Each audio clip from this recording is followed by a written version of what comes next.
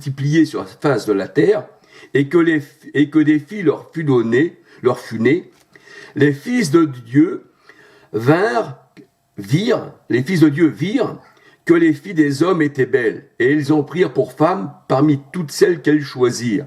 Les fils de Dieu choisirent qui? Les filles des hommes, des Cananéites, des Géants, de ceux qui sont contre Dieu, des Baals, comment on va dire, de Canaan.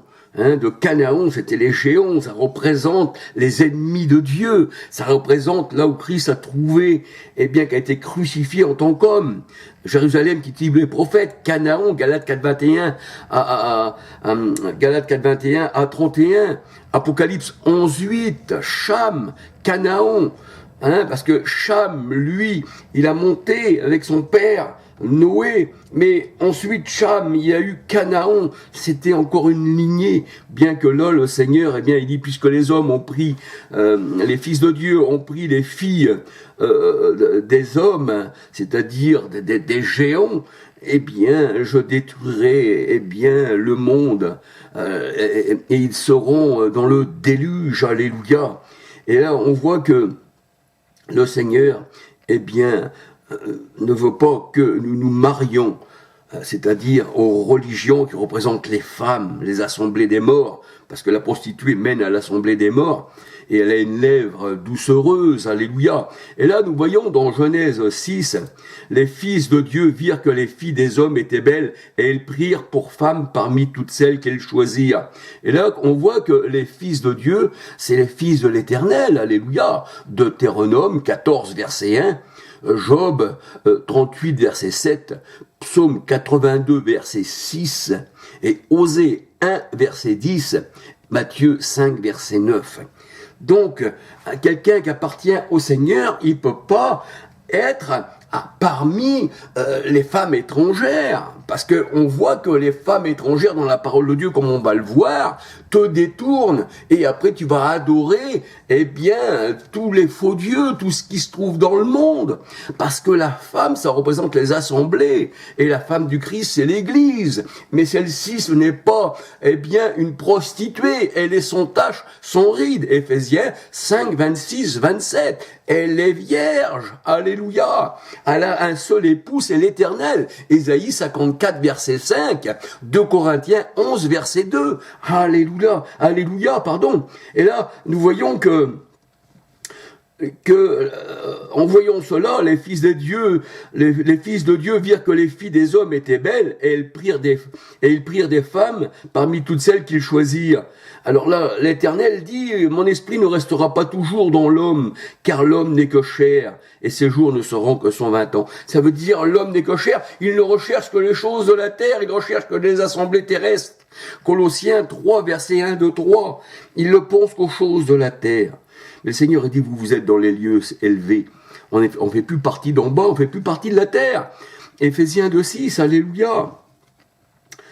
Alors, le Seigneur a dit, mon esprit ne restera pas toujours dans l'homme, parce qu'il ne pense qu'aux choses de la terre, et ses jours ne seront que de 120 ans.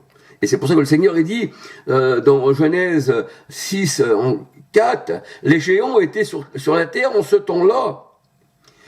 Et la parole de Dieu nous dit en ce temps-là, et il en fut de même après. Il en fut de même après en ce temps-là, mais il en fut de même après que les fils de Dieu furent venus vers les filles des hommes, et qu'elles leur eurent donné des enfants. Voyez-vous? Donc le Seigneur, il ne veut pas que nous soyons, associés par mariage avec Cham, avec Canaan, avec tous ces gens-là, toutes ces fausses religions, avec les sionistes, avec la Galate 4.21 à 31, c'est-à-dire la chair. Notre mère, Galate 4.26, c'est la nouvelle Jérusalem, pas la Jérusalem terrestre, où on trouve toutes ces religions du monde, où on trouve cet écuménisme. On trouve des catholiques, on trouve... D'ailleurs, c'est l'Arabie. Galate 4.21 à 31, c'est l'Arabie, il y a la mosquée d'Omar. Et là, on voit que les sépulcres, ils appellent le Saint-Sépulcre. Hein, c'est une caverne, vous avez fait de mon père une caverne de voleurs, et on voit il y a aussi le Saint-Sépulcre, c'est-à-dire catholique, hein, la basilique sur le Saint-Sépulcre, tout ce qui est la mort, tout ce qui est sépulcre. Pour ça que le Seigneur a dit, je les ai mis parmi les morts, ils seront comptés parmi l'assemblée des morts, physiquement et on va dire littéralement, alléluia. Donc ne pas se marier, la parole de Dieu nous dit, ne pas avoir d'union, 1 Corinthiens 6, 13 à 19, eh bien, avec les femmes, les filles des géants, les cananéites, on va dire les filles de Cham, alléluia. Genèse 6, verset 1-2, Genèse 6, verset 1-2, Genèse 28, verset 1-2, alléluia, Genèse 28, verset 1-2, c'est-à-dire les filles de Canaan, de Cham, hein, c'est-à-dire de l'Égypte, de Benjamin, alléluia. C'est-à-dire avec les géants, hein, voici comment on va dire la généalogie, hein, Genèse 10, versets 6 à 20.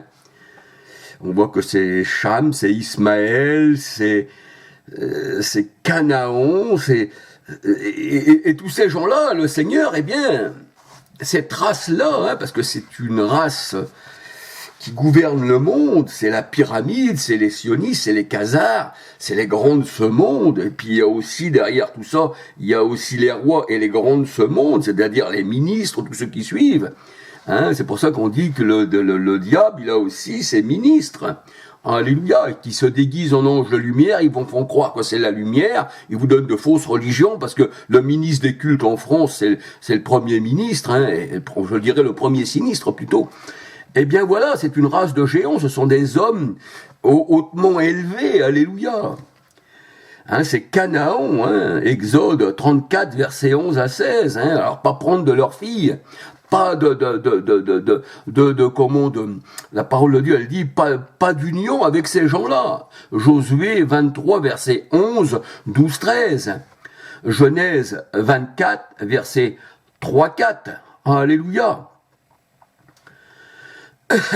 Et la parole de Dieu nous dit dans Genèse 37,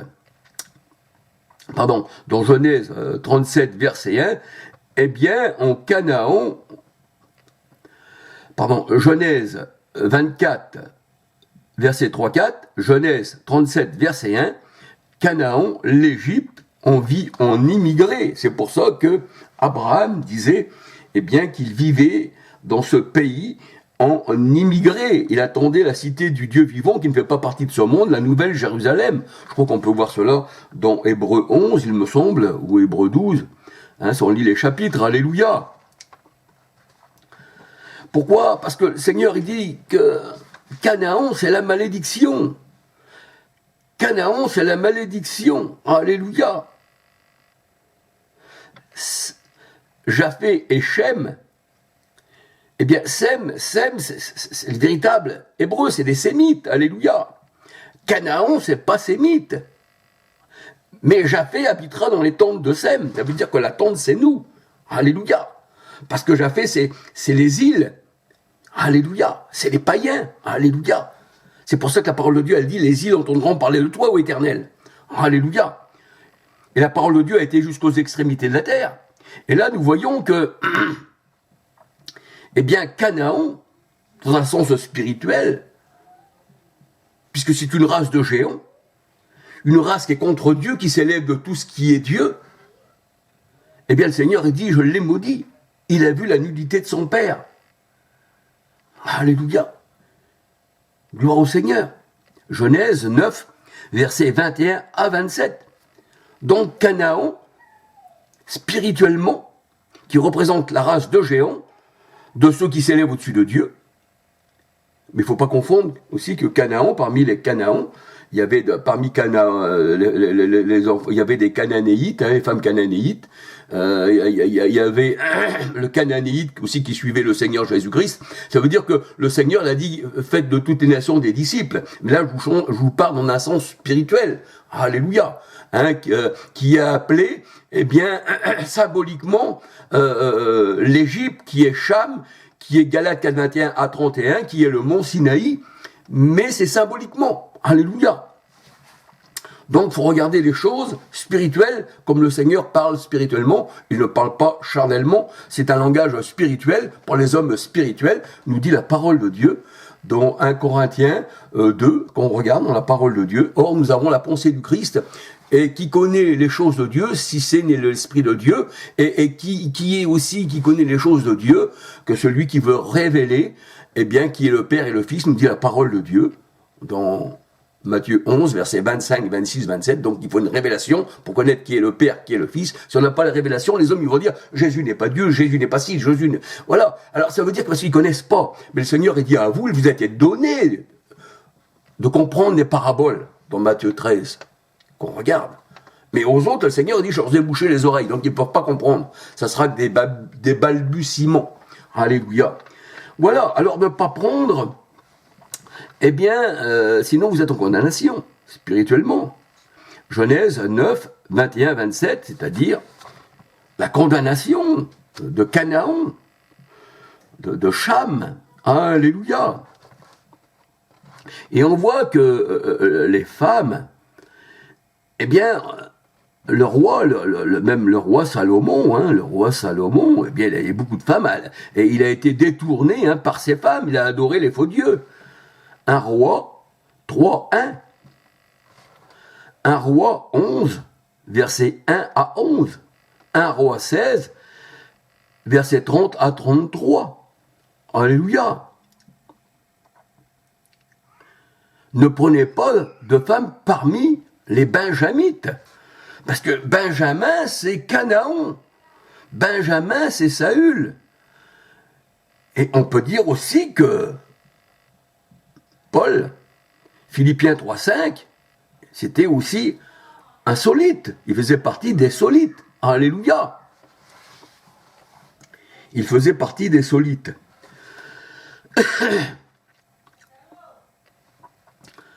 Juge 21, verset 1. Exode 34, verset 16. Genèse 24, verset 3-4. Genèse 28, verset 1-2 à 8. Et Genèse 36, verset 1 à 6. Alléluia.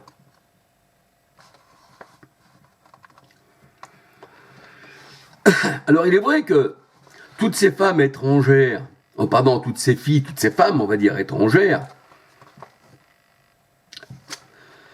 qui n'appartiennent pas au Seigneur, qui marchent dans la chair, Galates 4:21 à 31, ils ne pensent qu'aux choses de la chair, Colossiens 3, verset 1-2, eh bien, ne pas prendre de femmes. Alléluia. Parce que ces femmes-là, ce sont des prostituées, elles se prostituent à Baal.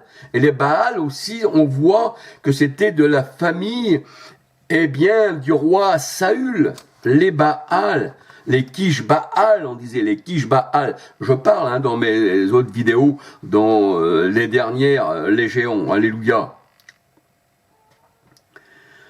Et là, eh bien, elles vous éloignent, ces femmes. Mais elles vous ramènent vers leurs idoles, vers leur religion. Les religions de ce monde. Deutéronome 7, versets 1, 2, 3, 4, 5, 8. Esdras 9, versets 1 à 15. Esdras 10, versets 1 à 14.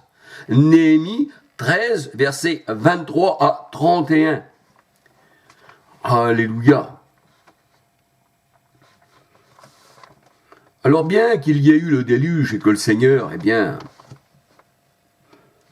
toute cette race, eh bien, qui s'avait mélangé aux religions dans Genèse 6, eh bien, on voit qu'il y a Cham, on voit qu'il y a Japhé, et qu'il y a Sem, qui étaient les fils de Noé, et qui là, de Cham encore, puisque c'est l'Égypte, ressort encore une race de géants qu'on appelle les sionistes, qu'on appelle les khazars, qu'on appelle encore les francs-maçons, ceux qui aujourd'hui nous dirigent. Pourquoi? Parce que leur symbole c'est la pyramide, et il y a l'œil d'Horus, l'œil qui voit tout, alléluia. Et on voit que ces géants-là, eh bien, c'est eux qui ont fait des guerres dès le commencement, c'est eux qui dirigent le monde, c'est eux qui possèdent le monde. Je te donnerai ces royaumes si tu m'adores, parce qu'elles m'ont été données. Et on voit que les grands de ce monde, c'est pour ça que le Seigneur il dit, eh bien, ils recherchent les choses du monde, les richesses du monde, et ils vous rendent esclaves, et ils sont appelés par le monde des bienfaiteurs. Alléluia. Donc ça, c'est toute une armée, toute une équipe qui se passe le pouvoir de siècle en siècle. On appelle ça des dynasties, hein, des familles qui se marient, les riches se marient avec les riches, pour que leur fortune soit qu'une seule fortune, et leurs noms, ils sont partout sur les places, leurs noms, les rues portent leurs noms, hein, la rue Charles de Gaulle, la rue Pompidou, la rue, enfin tout ce que vous voulez, tous les grands de ce monde, la rue Jules César, ici et ça. Mais le Seigneur, eh bien, quand il s'est abaissé, quand il parlait à tous ces gens-là, il écrivait sur la terre, alléluia, parce que la parole de Dieu nous dit que leur nom sera écrit sur la terre. Et c'est vrai, on retrouve leur nom dans les collèges, on retrouve leur nom dans les lycées, on retrouve leur nom dans des facultés, et ces noms-là, on les voit tous les jours, et tous ceux qui passent à la télé, c'est toujours les mêmes. Les publicités, ça sera jamais un malheureux, un enfant du peuple qui va faire une publicité, mais ça sera toujours leurs frères qu'ils ont connus dans les universités. C'est ça les géants, c'est ça les grands de ce monde. D'ailleurs, on dit la grande distribution. Hein, un grand groupe, les grands groupes qui fournissent l'alimentation, c'est des grands, ils sont pas grands de taille, mais grands par de ce qu'ils sont dans leur cœur, avides d'argent et connus de ce monde parce qu'ils font partie du monde et le monde les écoute et le monde les aime. C'est ça la bête. C'est ça la bête. Apocalypse 17, versets 9, 11, ce sont des rois, c'est la bête. Il disait Macron, la bête de l'événement. Oui, c'est ça. Et eux, ce sont des pions. Macron, c'est un pion, comme tous. Et au-dessus de tout ça, la pyramide, c'est elle qui gouverne tout. Et vos voix ne comptent pas. Hein. C'est la voix de ceux qui dirigent qui compte. Alléluia, ils vous font croire. C'est un miroir aux alouettes, hein, mais il n'y a rien derrière. C'est eux qui dirigent tout. Hein, c'est ça, le filet de la mort m'a environné. Ils ont tendu un filet devant mes pieds. Eh bien, ça, c'était les grands de ce monde, c'est tout ça. Et si vous parlez un peu plus de ce que vous devez parler, eh bien, on prend votre parole, et si ça va pas, eh bien, on vous prend vous aussi, puis on vous éteint carrément. Mais rien ne peut nous arriver, parce que nous sommes dans la main du Seigneur. Alléluia. Si ce ne Dieu ne veut, alléluia. Gloire au Seigneur. Alors, ne pas prendre, eh bien, de ces femmes, alléluia.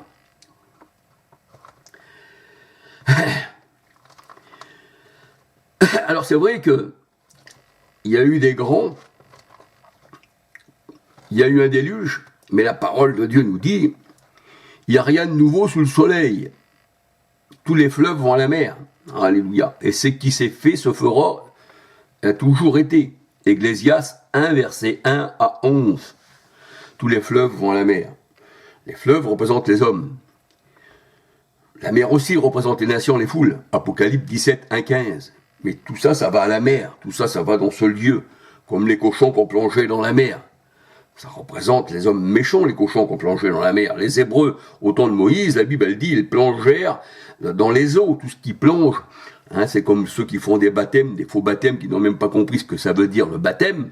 Ils n'ont rien compris du tout. Alors ils voient ça au sens physique, ils plongent dans des piscines, ils plongent dans le Jourdain. Et même Naaman, quand il a plongé dans le Jourdain, la parole de Dieu, elle dit, eh bien, sa chair était redevenue nette. Donc c'était que pour satisfaire la chair.